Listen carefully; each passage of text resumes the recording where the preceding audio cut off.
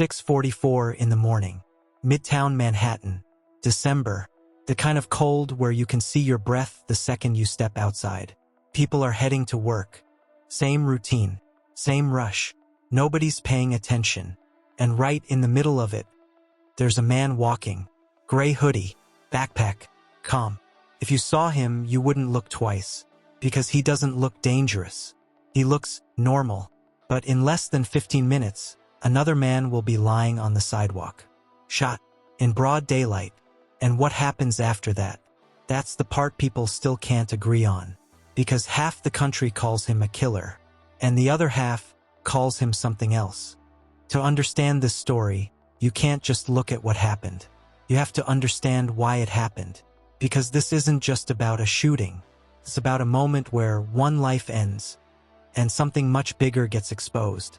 Two men, two completely different lives, and one decision that turns into a national argument. Let's start with Brian Thompson, 50 years old, a husband, a father, the kind of guy who wakes up early, checks emails before coffee, stays on top of everything. He worked his way up through United Healthcare and eventually became CEO. That means every decision he made affected not just a company, but millions of people. But that morning, he wasn't thinking about any of that. He was just walking toward a hotel, probably thinking about the day ahead. Meetings, presentations, the usual. What he didn't know was that those were the last few minutes of his life. And somewhere right now, there are people who still wish he walked back through the door. Now, Luigi Mangione. This is where the story starts to feel off. 26 years old, smart, educated, wealthy background, graduated from University of Pennsylvania with a degree in computer science.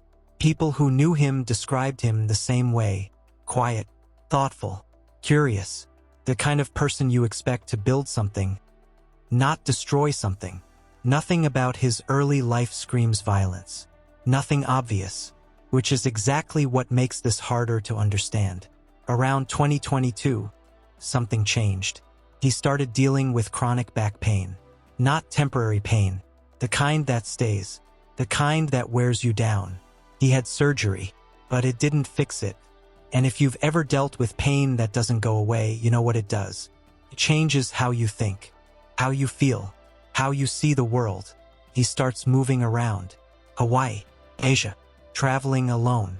And sometimes, people don't travel to find something new. They do it because they're trying to get away from something inside them. During that time, something else starts building. Frustration with the healthcare system, delays, denials. Those moments where someone on the other end decides what your pain is worth. And slowly, that frustration turns into something else. A belief, a justification. December 4th, 2024, 6:44 a.m. Brian Thompson steps out of a taxi outside the Hilton Midtown. Cold air, quiet street, just another morning. He starts walking toward the entrance. And then someone comes up behind him. Gray hoodie, face covered. He raises a handgun and fires. More than once. Brian collapses, right there on the sidewalk, in the middle of the city. And the shooter? He doesn't run. He walks, calm, like everything went exactly the way he planned. He heads toward Central Park and disappears. But he leaves something behind. Shell casings, with 3 words written on them: depose, delay, deny. If you've ever dealt with insurance in the US, those words hit differently, because they're not random. They're a message. The investigation moves fast. Surveillance footage, movement tracking, a fake name at a hostel. Mark Rosario, fake ID, carefully planned movements, a bus ticket, a train ride, Philadelphia, then nothing, for 5 days, until a McDonald's in Altoona, Pennsylvania. A customer walks in, sits down, orders food, looks completely normal. An employee looks at him, then looks at their phone. News coverage, the face, back to him again. And in that moment, everything clicks. Police show up. They ask him if he's been to New York. He hesitates. His hands shake. He gives a fake name, but it's already over. In his backpack, A handgun, a suppressor, ammunition, fake IDs, and a red notebook. Inside that notebook, not just plans, but thoughts, beliefs, reasons. One line investigators focused on that the company had not held up its end of the bargain. And I keep thinking about that moment, sitting in a McDonald's, knowing the entire country is looking for you. What does that feel like? Fear? Relief? Or just waiting for it to end? From a legal standpoint, the case looks strong. The weapon matches. DNA matches. Surveillance lines up. The notebook ties everything together. But then, something happens that no one expected. The public reaction. Normally, a case like this is simple. Outrage. Condemnation. No debate. But this time, it splits. Some people say, he's a murderer, and they're right. But others see something different. They call him a symbol. Some even call him a hero. And that's where the story becomes uncomfortable. Because Brian Thompson was a real person. He had a family, people who loved him, people who lost him. That doesn't change. But at the same time, there are people across the country who have felt ignored, denied, pushed aside by a system they couldn't fight. And when those two realities collide, you don't get a simple reaction. You get this. Legally, the case is still unfolding. Multiple charges, federal and state.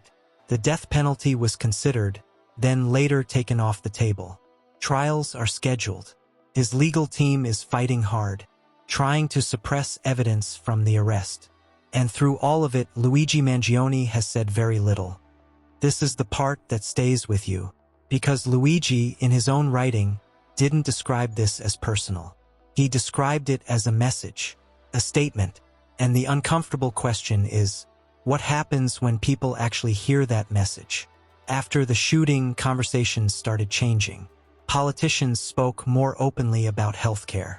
Journalists dug deeper into claim denials. Executives increased personal security. So you have to ask, did one act of violence force a conversation that had been avoided for years? And if it did, what does that say about everything else? Because maybe the most disturbing part of this story isn't just the crime. It's the reaction to it. When people start seeing something like this and feel conflicted instead of shocked, that's not just about one person. That's about a system that people feel has failed them. And when people stop believing the system works, that's when things start to break. 2 lives. One is gone. One is waiting for a verdict. One family is grieving. An entire country is arguing. And somewhere in the middle, there's a question that still doesn't have a clear answer. Does this change anything? Or does it just become another headline people move on from? I'm not asking you to pick a side, because this isn't that simple. I just want to know, how do you see it? Let me know in the comments. I read more of them than you think. And if you're new here, this is what we do. Real stories, told in a way that actually makes you feel them. Subscribe, and I'll see you in the next one.